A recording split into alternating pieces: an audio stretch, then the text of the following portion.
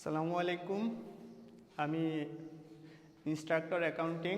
তোমাদের আজকে accounting class নিব। অ্যাকাউন্টিং জাবেদা সম্পর্কে একটু আলোচনা করার চেষ্টা করব।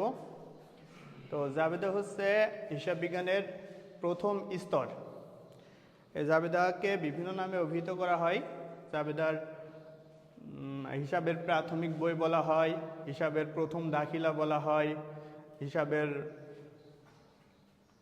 দৈনিক বই বলে অভিহিত করা হয়, আরও বিভিন্ন নামে অভিহিত করা হয়। তো হিসাব বিজ্ঞানের যে অধ্যায়গুলো আছে সে অধ্যায়গুলোর মধ্যে সব থেকে গুরুত্বপূর্ণ অধ্যায় হচ্ছে জাবেদা। কারণ জাবেদার সাথে হিসাব বিজ্ঞানের প্রত্যেকটি অধ্যায় জড়িত।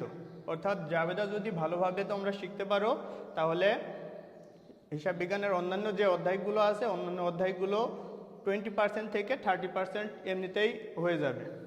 তো জাবেদা সংজ্ঞাটা আগে দিই।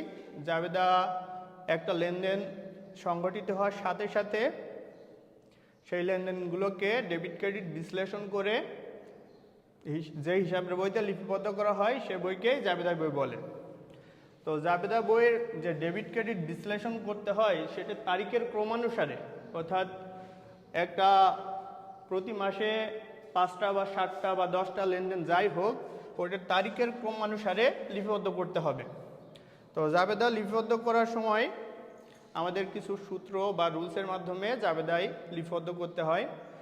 তো জাবেদা হিসাব ডেবিট ক্রেডিট বিশ্লেষণ করার জন্য যে সূত্রটা দেয়া আছে সেই সূত্রটার নাম হিসাবের স্বর্ণসূত্র বলা হয়।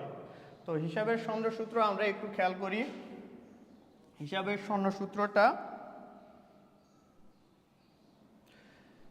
স্বর্ণসূত্রটা হবে এমন: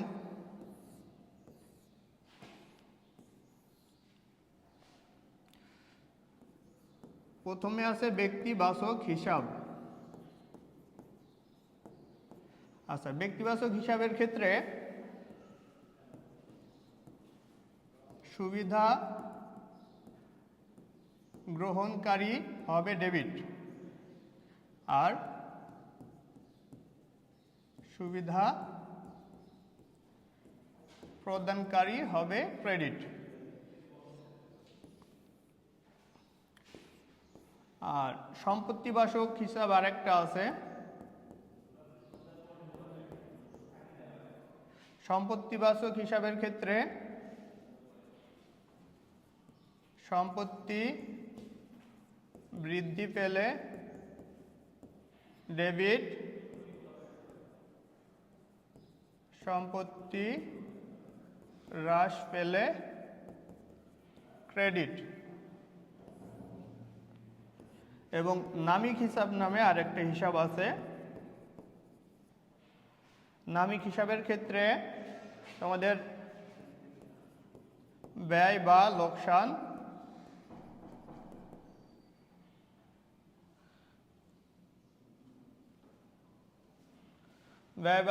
হলে ডেবিট, আয়